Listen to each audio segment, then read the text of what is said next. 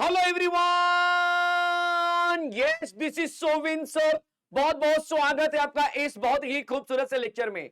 आज हम बात करने वाले हैं जो हमारा मॉड्यूल चल रहा है फ्यूल या फिर एनर्जी रिसोर्सेज या ल्यूब्रिकेंट वाला जो मॉड्यूल है उसके अंदर हम बात करेंगे अल्टरनेटिव फ्यूल की।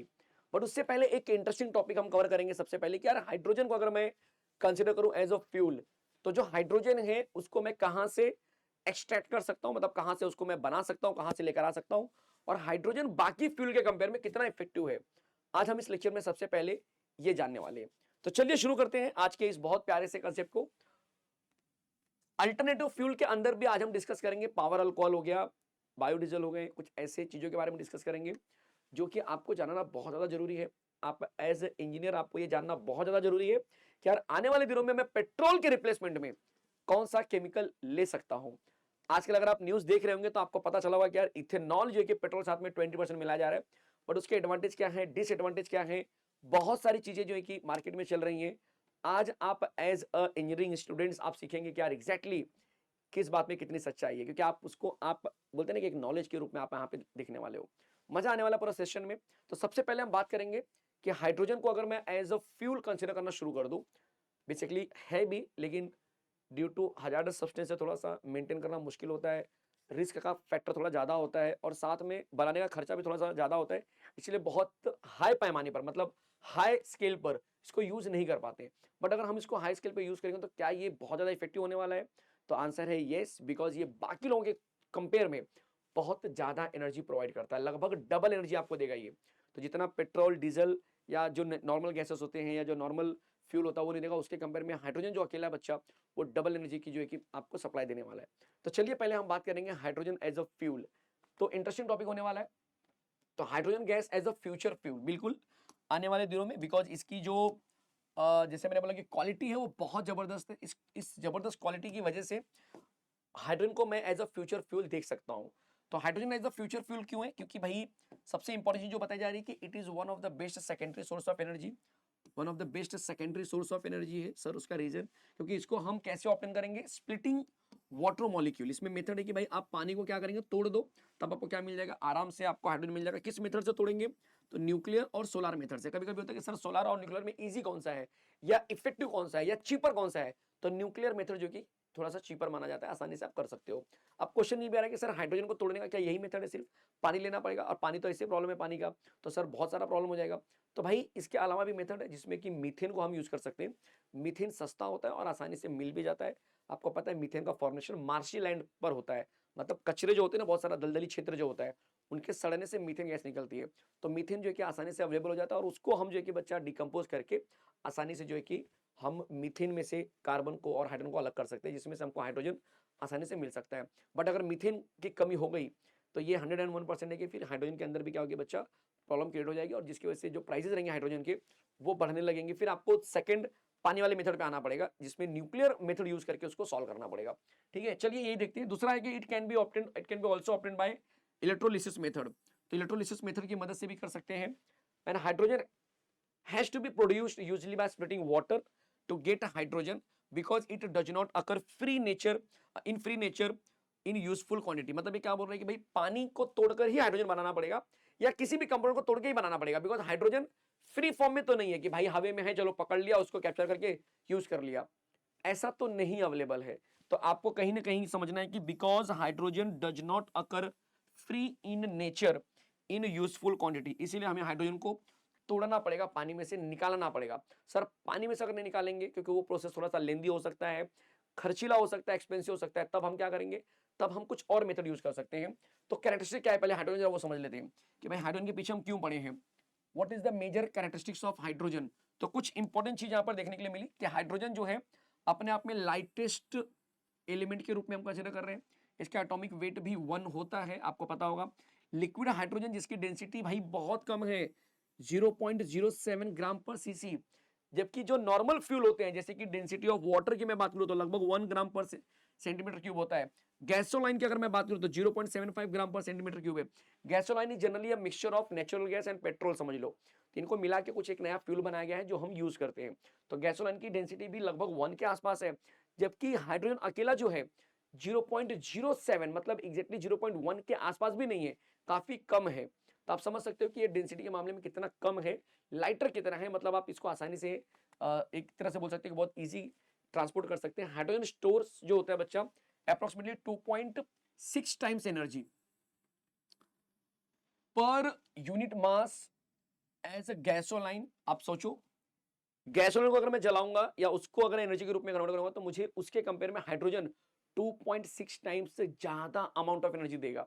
मतलब अगर गैसोलाइन से अगर मैं बोलूंगा कि मुझे 1 जूल एनर्जी मिल रही है तो उतने ही अमाउंट का अगर मैं हाइड्रोजन लाऊंगा तो मुझे 2.6 जूल एनर्जी मिलेगी। आप समझ सकते हो कि लार्ज स्केल पे कितना ज्यादा बेनिफिशियल होने वाला है। अभी तक हम इसको बहुत फ्रिक्वेंटली यूज नहीं कर रहे हैं, ठीक है, तो एज अ फ्यूचर हम देख रहे हैं। But it needs about 4 times, ध्यान देना यहां पर, but it needs about 4 times the volume to give desire amount of energy. Sir इसका मतलब क्या हुआ? बड़ा इंटरेस्टिंग चीज है।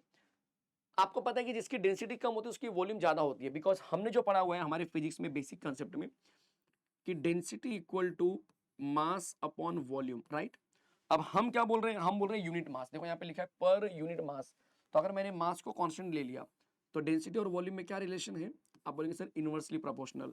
तो यहाँ पर डेंसिटी एंड वॉल्यूम जो होंगे उनका रिलेशन कुछ ऐसा होने वाला है, density and volume is inversely proportional provided कि मास अगर मेरा क्या होगा बच्चा, कांस्टेंट होगा। क्या ये बात समझ में आई? तो भाई अभी जितनी जगह मुझे मिल रही है गैसोलाइन रखने के लिए, गैसोलाइन को रखने के लिए जितनी जगह मिल रही है, अगर मुझे हाइड्रोजन को रखना होगा तो उसका 4 गुना ज्यादा रखना होगा, बिकॉज लगभग उतना आपका बोलते हैं कि डेंसिटी भी तो डिफर कर रहा है, लगभग 4 गुने के आसपास डेंसिटी भी डिफर कर रहा है। तो यही रीजन है कि भाई आपका जो डेंसिटी और वॉल्यूम के रिलेशन की वजह से वॉल्यूम इसको ज्यादा चाहिए, जगह ज्यादा चाहिए रखने के लिए, ठीक है, इस बात का ध्यान देना। When hydrogen is burn in air, तो मेजरली एक चीज होती है कि यार जब इसको हम जलाते हैं ना तो एक चीज होती है कि पानी बनने के चांसेस ज्यादा होते हैं, तो जो मेन प्रोडक्ट बनेगा एनर्जी तो मिलेगी, एनर्जी मिलने वाली है, but along with that you will get water and some nitrogen compound भी क्या होंगे बच्चा, may also produced and may have to controlled. मतलब कि सर ऐसा हो सकता है कि भाई नाइट्रोजन भी रिएक्शन करने लगे और कुछ अमोनिया जैसी चीजें बना ले, तो हमको रिएक्शन करते समय, हमको जलाते समय ये ध्यान देना है कि ये रिएक्शन न होने पर हमें वो कंट्रोल करना होगा विद डिफरेंट डिफरेंट मेथड। तो ये मेजर हो गया बच्चा कैरेक्टरिस्टिक जो हमको समझनी थी कि भाई यहाँ पर कुछ मेजर कैरेक्टरिस्टिक थी और ये कुछ इंफॉर्मेशन थी इसके बारे में जो हमें जाननी थी। अब हम थोड़ा सा बात करेंगे कि एग्जैक्टली इस समय क्या सिचुएशन है। अगर आज हम हाइड्रोजन को यूज करना चाहेंगे तो क्या पानी की मदद से हम सॉल्व करेंगे या कुछ और अल्टरनेटिव लेकर आएंगे? तो जैसे मैंने पहले ही आपको बताया कि वाटर मॉलिक्यूल को तोड़ना थोड़ा सा मुश्किल काम है, इसीलिए हम रिलाई करेंगे दूसरे फैक्टर के ऊपर जो कि मीथेन है, बिकॉज वो आसानी से मिल सकता है, थोड़ा सा चीप भी होता है, सस्ता भी होता है, तो उससे हम जो कि हाइड्रोजन गैस को आसानी से निकाल सकते हैं। वो अगर वर्क नहीं करेगा फ्यूचर में, अगर बोलते हैं ना मीथेन की कमी हो गई, तब जो है कि हम पानी के ऊपर डिपेंड होना स्टार्ट करेंगे या पानी को हम यूज कर सकते हैं। तो at present hydrogen is obtained bye steam methane reforming. तो इस समय की अगर मैं बात करूं तो हाइड्रोजन को हम कहां से निकाल रहे हैं बच्चा? स्टीम मीथेन हम ले रहे हैं रिफॉर्मिंग, ठीक है। This method is the most economical way because methane available cheaply and in large quantity, सस्ता होता है, ज्यादा अमाउंट में मिल जाता है, and hydrogen required only in small quantity. और हमें हाइड्रोजन तो कम मात्रा में चाहिए फिलहाल के लिए। क्यों सर ज्यादा मात्रा में क्यों नहीं चाहिए? हैंडल करना एक मुश्किल टास्क होता है, ठीक है, तो आप उतनी सारी स्पेस आपको क्रिएट करनी पड़ेगी। आपने देखा कि हाइड्रोजन के लिए स्पेस ज्यादा लगता है, ठीक है। If the price of methane goes up, अगर ये कल को प्राइस बढ़ जाएगी तो ड्यू टू इट्स स्कैरसिटी मतलब कमी की वजह से क्या होगा बच्चा, hydrogen will have to be obtain splitting water. तब हमें हाइड्रोजन को पानी से ही लेना पड़ेगा, H2O को तोड़ना पड़ेगा, H2O को हम तोड़ेंगे into hydrogen and oxygen, end of course कुछ इस तरह से होगा कि भाई H2O को एनर्जी दिया तो ये H2 और O2 ग्रुप में टूट गया, इस तरह से हमको यहाँ पे देखने के लिए मिलेगा। And the energy used to split water can be nuclear और solar, but nuclear is cheaper. ये ध्यान देना, पानी को तोड़ने के लिए जो एनर्जी लगेगी वो कौन सी लगने वाली है? न्यूक्लियर एनर्जी हो सकती है या फिर सोलर हो सकती है, बट हम कौन सा यूज करेंगे? हम यूज करेंगे न्यूक्लियर, बिकॉज वो थोड़ा सा सस्ता होता है। And other well developed method of splitting water will be electrolysis, electricity flow करके भी हम क्या करेंगे? पानी को तोड़ सकते हैं। तो hydrogen as a fuel is better, hydrogen को मैं एज अ फ्यूल बहुत अच्छे तरीके से देख रहा हूं कि भाई ये बहुत अच्छा काम करेगा, because it does not produce carbon dioxide, because इसमें CO2 फॉर्म नहीं होता है, जो कि एक मेजर इश्यू है इन पॉल्यूशन। आज के एनवायरमेंट में देखें तो CO2 की मात्रा लगातार बढ़ते जा रही है, जिसको हम बोलते हैं ग्लोबल वार्मिंग इंक्रीज हो रहा है, और इस वजह से CO2 का फॉर्म न होना अपने आप में एक बहुत बड़ा फैक्टर है इसके प्रिपरेशन में या इसके यूज में। क्योंकि आज जब हम थर्मल पावर प्लांट का यूज करते हैं तो कोल को जलाते हैं, कोयले को जलाते हैं, फिर जो है कि बच्चा हमारा जो बॉयलर होता है जो कि पाइप में पानी भरा होता है वो गर्म होता है, वहाँ से वेपर कन्वर्ट होता है और वो वेपर जाके टरबाइन को रोटेट करता है। लेकिन इस प्रोसेस में पूरा कोयला जल रहा है, बहुत सारे पॉल्यूशन हो रहे हैं, इसमें इनसे छुटकारा मिल सकता है क्योंकि ये CO2 प्रोड्यूस नहीं करतेगा, ठीक है, on burning as a fossil fuel. तो ये ध्यान देना है कि भाई फॉसिल फ्यूल की तरह ये आपको वैसा नहीं देगा जैसा यहाँ पर आपको दिखाई दे रहा है, ये CO2 प्रोड्यूस करेगा ही नहीं। तो ये एक अच्छी बात है। उम्मीद कर रहा हूँ कि ये चीजें हाइड्रोजन के बारे में जो बेसिक इन्फॉर्मेशन थी वो एकदम क्लियर समझ में आ गई होंगी। अब हम बढ़ते हैं जो हमारा मेन टॉपिक था, अल्टरनेटिव फ्यूल। आने वाले दिनों में हम अल्टरनेटिव फ्यूल की बात करेंगे। इसमें से एक बढ़िया क्वेश्चन निकलता है आपके लिए। अल्टरनेटिव फ्यूल के अंदर जो सबसे पहला टॉपिक आ रहा है, अल्टरनेटिव फ्यूल्स के अंदर जो सबसे पहला टॉपिक है वो है power alcohol. Power alcohol sir ये क्या है? नाम पावर अल्कोहल है बट आप इसको एज ए इथेनॉल समझ सकते हैं कि ये जनरली इथेनॉल की बात कर रहा है। सर ये इथेनॉल को पावर अल्कोहल बोला है, क्या सीन है? अभी रिसेंटली न्यूज में भी आया था कि जो अल्कोहल जो इथेनॉल है वो पेट्रोल में 20% मिलाया जाएगा। रिसेंटली न्यूज में आया था, बहुत सारे वीडियोस भी आपने देखे होंगे और कुछ लोग इसके अगेंस्ट में भी हैं, कुछ लोग इसके साथ भी हैं। यार अच्छी बात है, पेट्रोल के अंदर इथेनॉल मिला रहे हैं। आने वाले दिनों में शायद आपका पेट्रोल थोड़ा सस्ता हो जाए, ठीक है, क्योंकि 20% इथेनॉल इथेनॉल काफी सस्ता मिलता है, ठीक है, क्योंकि जिस मेथड से बनाया जा रहा है उसमें किसानों का भी काफी योगदान होने वाला है आने वाले दिनों में। बिकॉज ये कहीं ना कहीं सड़े गले जो अनाज होते हैं जो खराब हो जाते हैं बारिश की वजह से, जो अनाज खराब हो गए हैं या फिर उगा कर भी, अगर समझो कि हम बोलेंगे थोड़े से लो क्वालिटी के जो अनाज होते हैं जो जनरली लोग प्रीफर नहीं करते खाने के लिए, उनको भी उगाकर हम जो है कि बच्चा कंपनी को बेच सकते हैं इथेनॉल बनाने के लिए। तो इनको सड़ा गला के जो है कि बनाया जाता है। बट सेकंड पार्ट ये भी है कि सर क्या हमारे व्हीकल्स उसके लिए तैयार हैं? क्योंकि इथेनॉल का यूज करना अच्छी बात है, बिकॉज कहीं ना कहीं हम जो पेट्रोल की तरफ जो हमारा ज्यादा झुकाव हो गया, ज्यादा हमारा बोलते ना कि पूरा डिपेंडेंसी हो गई है, वो धीरे धीरे खत्म कर रहे हैं हम लोग, ये अच्छी बात है। लेकिन अलोंग विद दैट हमको ये भी समझना पड़ेगा कि क्या हमारे व्हीकल उसके लिए तैयार हैं, क्योंकि व्हीकल जो डिजाइन किए गए थे अब तक वो पेट्रोल डीजल के हिसाब से डिजाइन किए गए थे। तो अल्कोहल के आने से, जब अल्कोहल इसके अंदर आप मिक्स करेंगे तो भाई जो अंदर के कंपोनेंट्स हैं उनके फंक्शन में तकलीफें आने वाली हैं। तो अगर आप अल्कोहल वाला पेट्रोल अगर फिलहाल ले रहे हो तो ऐसा हो सकता है कि आपके गाड़ी मोटर में थोड़ी सी तकलीफ आ सकती है, क्योंकि अल्कोहल का नेचर क्या है? Hydrogen bond banana with water molecule. आपने अपने 12th क्लास में सीखा होगा कि जो अल्कोहल है वो क्या करता है बच्चा? पानी को क्या करता है? अपनी तरफ खींच लेता है। आप सोचो कि अल्कोहल जो है बच्चा पानी को खींच लेगा, तो पानी साथ में बॉन्ड बना दिया। अब इसकी वजह से जो जहां पर ये अल्कोहल वाला जो डीजल पेट्रोल जो भी है जिस कंपोनेंट में रखा जाएगा उसके अंदर पहले तो पानी नहीं आता था, लेकिन अब पानी को खींच रहा है ये बंदा, पानी साथ में बॉन्ड बना रहा है तो पानी भी आ गया उसके साथ में, जिसकी वजह से जो आपके पार्ट्स होंगे जो कि शायद लोहे के बने होंगे या किसी अदर कंपोनेंट के बने होंगे, जब ये पानी के कॉन्टेक्ट में आएंगे तो उसमें जंग लग सकता है, खराब हो सकता है। और आपकी जो इंजन है वो इस तरह से डिजाइन ही अभी तक नहीं किया गया है कि वो अल्कोहल के साथ चीजों को हैंडल कर सके। अल्कोहल इफेक्टिव होता है लेकिन प्रोवाइडेड क्या वो इंजन आपका डिजाइन है। तो ये कुछ डिसएडवांटेज भी है। सर एडवांटेज क्या है? एडवांटेज यहाँ पर सबसे बड़ा है कि भाई आपको पेट्रोल के ऊपर जो डिपेंडेंसी थी वो धीरे धीरे आप कम कर रहे हो, और आने वाले दिनों में जो पेट्रोल के ऊपर डिपेंडेंसी होती है पूरे देश की, कहीं ना कहीं जो इकोनॉमी होती है वो पेट्रोल कंट्रोल कर रहा है, वहां पर कहीं ना कहीं एक बहुत बड़ा मार्जिन देखने के लिए मिलेगा, एक बहुत बड़ा इंप्रूवमेंट देखने के लिए मिलेगा। along with that कुछ चीजें और जो आपको समझनी पड़ेंगी कि सर दोनों में अच्छा कौन है। अगर हम बोलेंगे कि sir energy wise effective wise कौन अच्छा है, तो ऑब्वियस सी बात है कि पेट्रोल का जो वैल्यू होती है बच्चा वो ज्यादा होता है, इथेनॉल का थोड़ा सा कम है। लेकिन जो एंटी नॉकिंग होती है कहीं ना कहीं पेट्रोल में वो ज्यादा पाई जाती है। एंटी नॉकिंग का मतलब है कि जो बहुत गाड़ी आवाज करती है, खट खट खट खट खट खट खट खट खट खट खट खट खट, तो ये आवाज पेट्रोल की वजह से ज्यादा होता है। अगर आप अल्कोहल यूज करते हो तो थोड़ी सी आवाज कम होती है, ठीक है। तो ऐसे कई चीजें होती है। तो एडवांटेज डिसएडवांटेज आपको दोनों समझना होगा, साथ में क्या प्रोसेस है बनाने का, कैसे हम करने वाले, मजा आने वाला इस टॉपिक के अंदर, क्योंकि ये एक ऐसा टॉपिक है जो इस समय सिनेरियो में आपको दिख रहा होगा, आपको कहीं ना कहीं लोग इसके ऊपर डिस्कशन कर रहे होंगे, लोग इसके ऊपर डिबेट कर रहे होंगे। तो ये टॉपिक एकदम आपके रेगुलर जो डे टू डे लाइफ है कहीं ना कहीं उससे रिलेट करते हुए नजर आएगी। चलिए शुरू करते हैं। तो सबसे पहले अल्टरनेटिव फ्यूल के अंदर हम बात करेंगे पावर अल्कोहल की।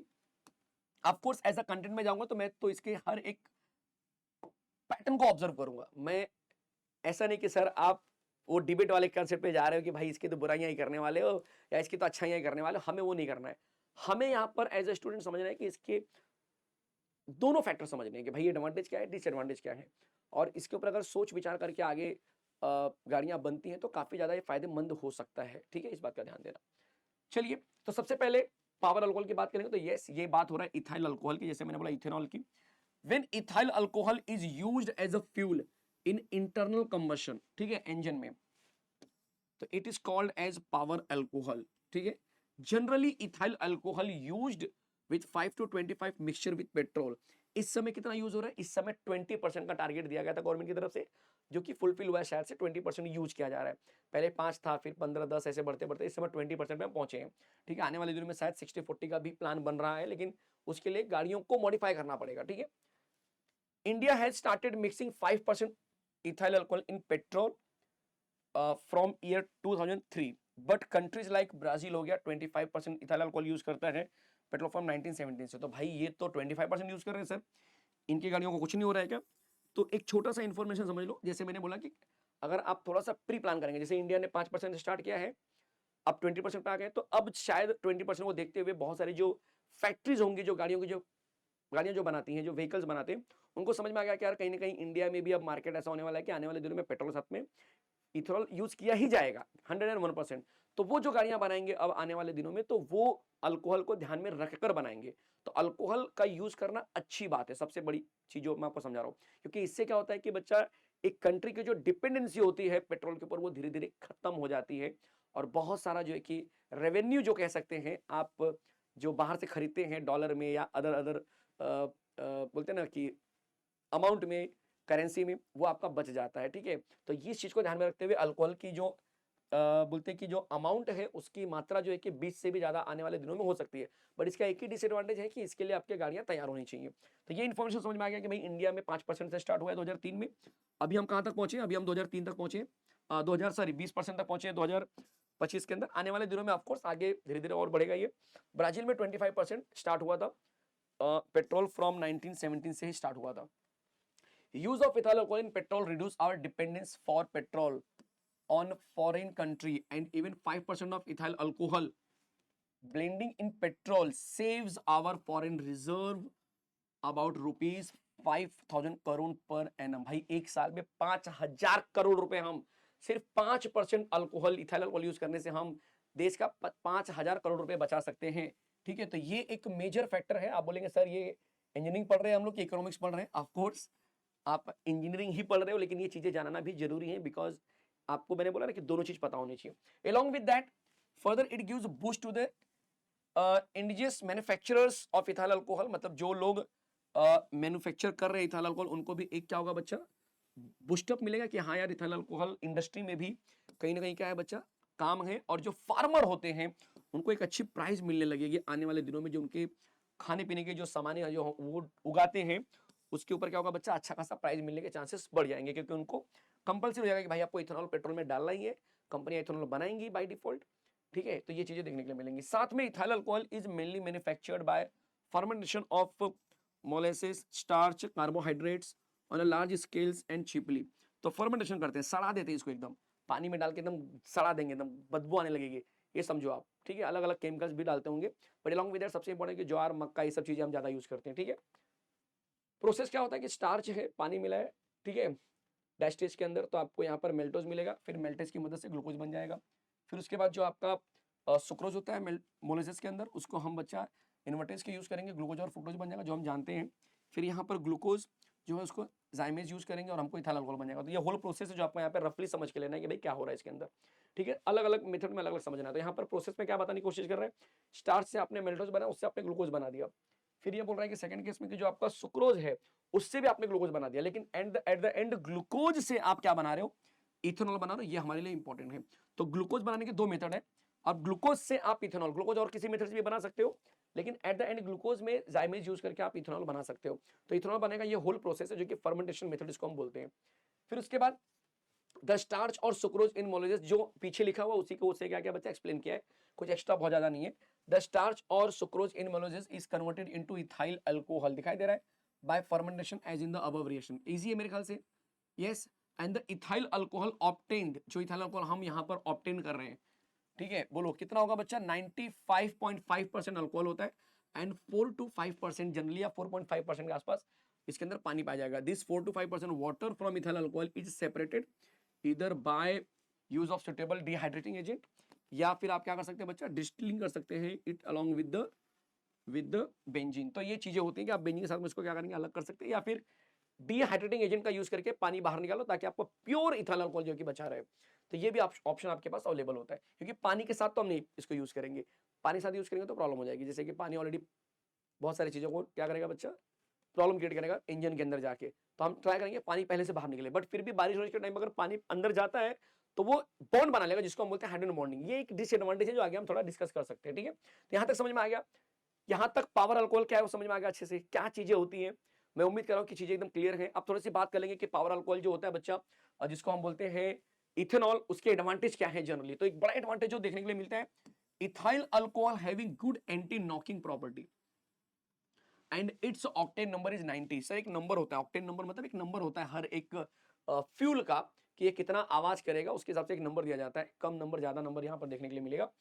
While octane number of petrol जो होता है बच्चा, वो कितना है भाई, वो लगभग 65 है। ठीक है, कम नंबर मतलब ज्यादा इफेक्टिव नहीं है। एंटी नॉकिंग बोला यहाँ पर, एंटी नॉकिंग मतलब आवाज करना, एंटी नॉकिंग आवाज नहीं कर रहा है, 90% है आवाज नहीं करेगा, ऐसा समझ लो आप। जबकि 65 के आसपास है जो आवाज करेगा। ठीक है, तो ये आपको समझना है, कम कम और ज्यादा मत समझना, एंटी नॉकिंग का अमाउंट। ठीक है, मतलब कम नंबर है तो वो ज्यादा आवाज करेगा ऐसा समझना, या वो इफेक्टिव नहीं है ऐसा समझना आपको। Therefore addition of ethyl alcohol to petrol की अगर हम बात करेंगे तो ऑफ कोर्स यार it increases its octane number, जिससे कि आवाज के चांसेस रहेंगे। Alcohol having property of absorbing any traces of water if present in petrol. साथ में पेट्रोल में भी अगर कोई पानी है तो उसको क्या करेगा बच्चा, एब्जॉर्ब कर लेगा अपने पास। तो ये पेट्रोल में पानी को एब्जॉर्ब कर लेगा, जिससे कि पेट्रोल में पानी की मात्रा नहीं रहेगी।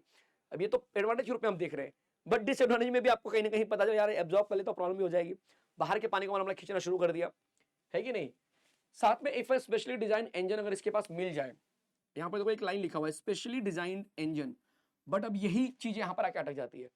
पहली लाइन में क्या लिखा बच्चा, स्पेशली डिजाइंड इंजन, मतलब कि ऐसा इंजन जो अल्कोहल के सूट करे, अल्कोहल को जो सूट करे।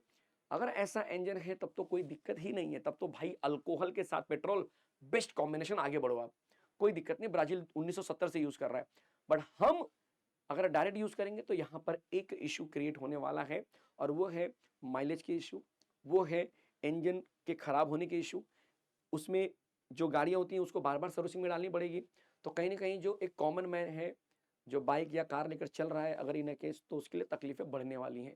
तो ये एक यहाँ पर मेजर इशू होने वाला है, इसलिए पहले पॉइंट में लिख दिया कि भाई स्पेशली डिजाइन इंजन होना चाहिए इसके लिए, with higher compression ratio is used. तब तो मजा है, समझो तब तो मजा है, रेशियो इज यूज्ड। ठीक है, then the disadvantage of lower CV of ethyl alcohol can be overcome. ठीक है, तो अगर हमने कोई स्पेसिफिक इंजन डिजाइन किया है जिसका हायर कंप्रेशन रेशियो है, तो फिर disadvantage of lower CV of ethyl alcohol can be overcome. तो लोअर अगर उसका इथाइल अल्कोहल का जो कैलिफिक वैल्यू अगर कम भी रहेगा तो वो चल जाएगा, कोई दिक्कत नहीं है। Ethyl alcohol contains O atom which helps for complete combustion of power alcohol and polluting emission of CO2। CO2 देख लो जरा,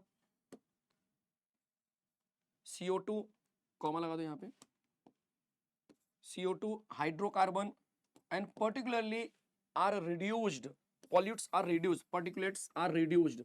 मतलब अगर मैं बोलूं कि यार इथेनॉल के अंदर अगर ऑक्सीजन मिलाऊंगा तो CO2 बनेंगे, H2O बनेंगे, बट ये कम मात्रा में बनेंगे, जिसकी वजह से क्या होगा बच्चा, रिड्यूस हो जाएगा। आपका जो पेट्रोल की मदद से जो ज्यादा गैस निकल रहा था वो यहाँ पर कम मिलने लगेगा। तो इथाइल अल्कोहल में O अवेलेबल होता है, जिसकी वजह से यहाँ पर चांसेस होंगे कि भाई ये सब चीजें हमें देखने के लिए मिलेंगी। ठीक है, use of ethyl alcohol in petrol reduce our dependency foreign countries for petrol and saves currency considerably. ये भी एक अच्छा पॉइंट है कि भाई पेट्रोल के ऊपर डिपेंडेंसी खत्म हो जाएगी। और ऑफ कोर्स यार power alcohol is cheaper than petrol, petrol के कंपेयर में सस्ता होता है। ये कुछ 6 पॉइंटर्स हैं, ठीक है, जो हमको बता रहे हैं कि भाई इसके एडवांटेज क्या है, बढ़िया लेवल पे एडवांटेज क्या है। ठीक है, अब हम आते हैं डिसएडवांटेज की बात कर लेते हैं। तो डिसएडवांटेज में सबसे इंपॉर्टेंट क्या यार, इसकी जो बोलते हैं ना कि इफेक्टिव जो है, इफेक्टिवनेस वो कहीं ना कहीं थोड़ा सा कम होता है। तो जो सबसे इंपॉर्टेंट क्या, इथाइल अल्कोहल का जो कैलोरीफिक वैल्यू होती है वो 7000 कैलोरी पर ग्राम होती है। ठीक है, much lower than calorific value of petrol. तो पेट्रोल का 11500 है, आप समझ सकते हो। इसीलिए हम पूरी तरह से इथेनॉल के ऊपर डिपेंड तो नहीं हो सकते हैं। दूसरी बात, use of power alcohol reduce power of output up to 30%। अगर आपने अल्कोहल पूरा यूज कर रहे हो तो कहीं ना कहीं आपका आउटपुट जो है कि 35% गिर जाएगा। और यही रीजन है कि आज के न्यूज में अगर आप देखोगे तो बहुत बार ये देखने के लिए मिल रहा है कि यार पेट्रोल के साथ जो इथेनॉल मिलाया जा रहा है उसकी वजह से बहुत सारे गाड़ियों के माइलेज गिर गए हैं। बोलते अरे सर मेरी गाड़ी का एवरेज कम हो गया, पहले तो भाई 35 किलोमीटर एक लीटर में देती थी, या 35 किलोमीटर 1 लीटर के अंदर पेट्रोल में देती थी, लेकिन अब 1 लीटर पेट्रोल डालता हूं तो सर 20 किलोमीटर ही जा रही है, क्योंकि आउटपुट जो है ना बच्चा 35% क्या हो गया, कम हो गया कहीं ना कहीं, तो ये रिड्यूस हो चुका है। अगर आप इथेनॉल ज्यादा यूज करेंगे कम हो जाएगा। तो आपकी गाड़ी बनी थी पेट्रोल के लिए, 5% अल्कोहल के लिए भी शायद बनी होगी, लेकिन अब आप यूज कर रहे हो 20%, तो यहाँ पर थोड़ी सी दिक्कतें बढ़ने वाली हैं। ठीक है, इस बात का ध्यान देना। Ethyl alcohol having high surface tension, high surface tension है, ठीक है, एंड इट एटमोजेशन जब ये टूटता है स्पेशली एट लोअर टेम्परेचर पे, it is difficult causing starting trouble. ठीक है, तो स्टार्टिंग में बच्चा ये क्या होगा, थोड़ा सा तकलीफ क्रिएट करेगा, क्योंकि लो टेम्परेचर पे क्या होगा, आसानी से टूट सकता है। इथाइल अल्कोहल में undergo oxidation to form acidic acid which corrodes engine part. तो ये एक और इंपॉर्टेंट चीज है कि इथाइल अल्कोहल का अगर ऑक्सीडेशन हो गया और उसने एसिड बना दिया तो इंजन के पार्ट को भी खराब कर सकता है। तो ये एक डिसएडवांटेज है जो मेजरली ऑब्जर्व की जा रही है। Ethyl alcohol obtain by fermentation process directly can not be mixed with petrol but it has to be dehydrated first. ये भी एक रीजन है कि यार पहले उसके ऊपर और काम करना पड़ेगा, ऐसे डायरेक्टली कि भाई अल्कोहल बना और जाके उसको मिला दिया, ऐसा नहीं है, थोड़ा सा काम करना पड़ता है।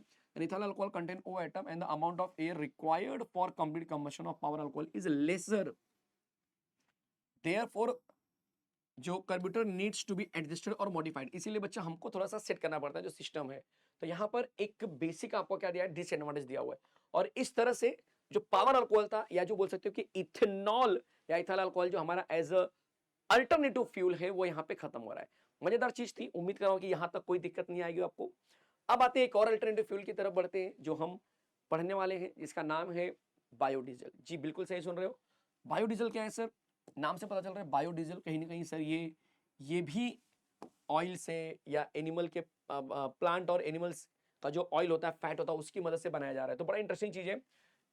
केमिकल नेचर की अगर हम बात करेंगे बायोडीजल की, तो commercially biodiesel is the mainly ester of long chain of carboxylic acid. ये कहीं ना कहीं बच्चा क्या है, बायोडीजल एक ईस्टर है, मिथाइल ईस्टर है। ठीक है, कैसे बनाते हैं sir, it is obtained by transesterification of vegetable oil और animal fat with methyl alcohol using sodium metal और sodium methoxide as a catalyst. मतलब सर आप कहीं ना कहीं ऑयल या फैट लिए हो, उसके अंदर आप बच्चा कुछ तो रिएक्शन करा रहे हो और उसको एक ट्रांसस्टिफिकेशन प्रोसेस करके ईस्टर बना रहे हो, जिसको हम बायोडीजल नाम देंगे। तो जनरली ईस्टर का कन्वर्जन इसमें ईस्टर में ही होने वाला, कुछ अलग नहीं है बच्चा। ट्रांसस्टिफिकेशन बहुत से लोगों को नहीं समझ में आता सर ये क्या प्रोसेस है। तो transesterification is the process of converting one ester to another ester, कुछ अलग नहीं है। ईस्टर का कन्वर्जन ईस्टर में ही होने वाला है। अब मॉलिक्यूल ऑफ ऑयल और फैट, एक मॉलिक्यूल हमने लिया है ऑयल और फैट का, जो कि ट्राई ईस्टर ऑफ ग्लिसरॉल होता है, और 3 molecule of long chain of carboxylic acid होता है। ठीक है, इसको जब हम रिएक्ट करेंगे तो this try Easter is converted into methyl ester of fatty acid. तो भाई ये मिथाइल ईस्टर हमको बना के देगा, और ये मिथाइल ईस्टर हमारे लिए क्या होगा बच्चा, कहीं कहीं बायोडीजल का काम करेगा, जो आपको दिखा रहा हूं मैं यहाँ पर। वेजिटेबल ऑयल या फैट है, मतलब ये वेजिटेबल ऑयल फैट क्या था, RCOO फिर C, देखो ऐसे समझना है, RC डबल बॉन्ड O फिर C फिर C फिर C, फिर ये चीज रिपीट करो, ये चीज रिपीट करो, कार्बन की वैलेंसी पूरा करो, CH2 CH CH2 CH2 CH CH2, खत्म कहानी। ठीक है, और इसको क्या किया बच्चा, हमने इसको हमने रिएक्ट कर दिया, इसको हमने क्या किया, देखो यहाँ पर रिएक्ट कर दिया। ये तो हो गया मेरा ये परफेक्ट पार्ट। अब इसने बोला कि मिथाइल अल्कोहल भी इसके साथ में ले लो, यहाँ से 3 चीज बाहर निकलेगी, आप देख सकते हो, OH3 निकलेगा। तो यहाँ पे मिथाइल अल्कोहल रिएक्ट किया गया, किसके प्रेजेंस में रिएक्ट किया गया, सोडियम मिथॉक्साइड या फिर नॉर्मल सोडियम भी ले सकते हो। ठीक है, इसके साथ में मैंने रिएक्ट किया, तो जैसे इनके साथ में मैंने इसको रिएक्ट किया मिथाइल अल्कोहल को, तो ये जरा चेक करो क्या बन गया पूरा ये सर, ये तो ग्लिसरॉल बन गया। क्या बन गया बच्चा, ग्लिसरॉल बन गया। देखो CH3 CH2 CH CH2, आगे OH आगे OH आगे OH आ गया, 3 OH है ना, और 3 CH3 आके यहाँ पर अटैच हो जाएंगे, तो क्या बन जाएंगे, मिथाइल का ईस्टर बन जाएगा।